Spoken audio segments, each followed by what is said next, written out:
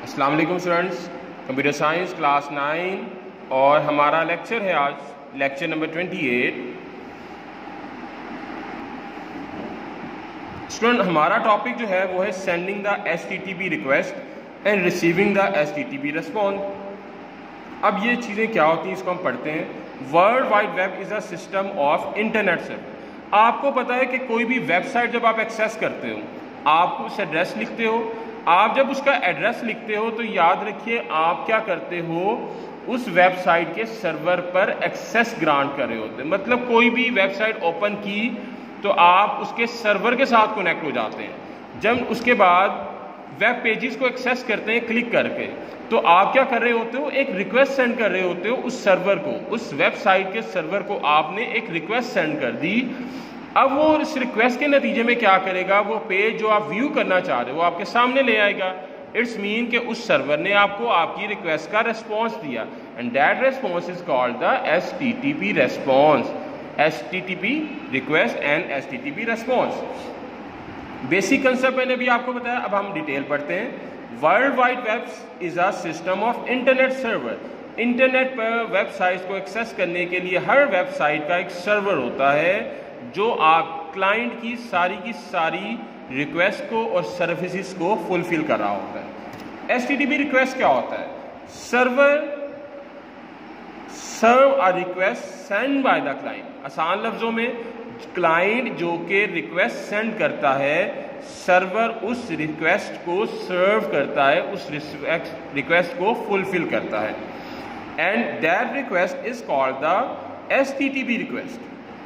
That request is called the HTTP request. For example, मैंने भी आपको बताया, जब आप वेब ब्राउज़र आपका मोज़िला फायरफॉक्स है, क्रोम है, उसको इस्तेमाल करते जैसे ही आप URL लिखते हो, URL means uniform resource locator. This is the website address of any website. Like यहाँ पर आपके सामने एक मैंने वेबसाइट लिख दी, this is the URL of this site.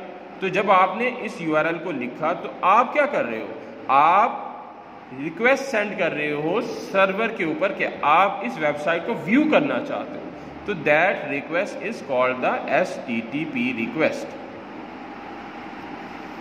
अब रेस्पॉन्स में क्या होगा कि आपके सामने उस वेबसाइट के सारे कॉन्टेंट डिस्प्ले हो जाएंगे।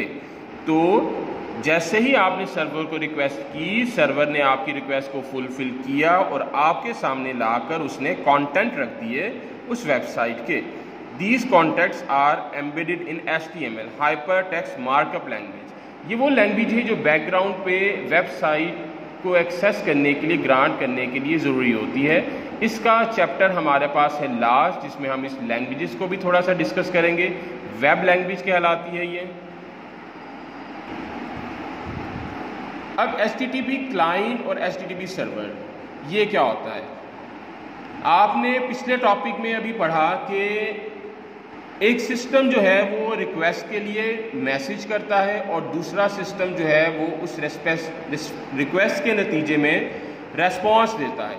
तो वो कंप्यूटर जो कि रिक्वेस्ट सेंड करता है, that computer is called the HTTP client and the computer जो कि आपकी रिक्वेस्ट को सर्व कर रहा होता है, फुलफिल कर रहा होता है, that is called the HTTP server. तो इट्स मीन स्टूडेंट के वेबसाइट को एक्सेस करना एक किस्म का क्लाइंट सर्वर सिस्टम कहलाता है। क्या कहलाता है? क्लाइंट सर्वर सिस्टम मींस के एक सर्वर जिसके अंदर वो सारे के सारा सेंट्रल डाटा मौजूद होता है जो आपको किसी भी वेबसाइट को एक्सेस करने के लिए चाहिए होता है। क्लाइंट जो है वो सर्वर पे रिक्वेस्ट सेंड करता है। हर बार जब वो वेबसाइट पे क्लिक करता है, वेबसाइट के किसी भी पोर्शन पे क्लिक करके अगला पोर्शन व्यू करना चाहता है, तो हर बार वो एक रिक्वेस्ट सेंड करता है सर्वर को। That's why this system is called the client server system. It is a standard method for designing the application where the data kept in a central location and share with the other computer, जिनको हम clients कहते हैं। एक central computer जिसके अंदर data पड़ा होता है वो सर्वर कहलाता है और दूसरा कंप्यूटर जो उस डाटा को एक्सेस करना चाहता है वो क्लाइंट कहलाता है।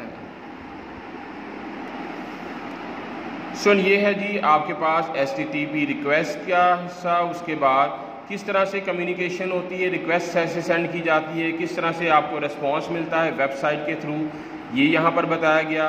देन HTTP क्लाइंट है, देन HTTP सर्वर है। आपने अगर कुछ भी लिखना हो तो आप यहाँ पर स्टिल करके कैमरा को नोट डाउन कर सकते हो। उसके बाद क्लाइंट सर्वर सिस्टम है। ठीक है स्टूडेंट, ये तो था आज का हमारा लेक्चर।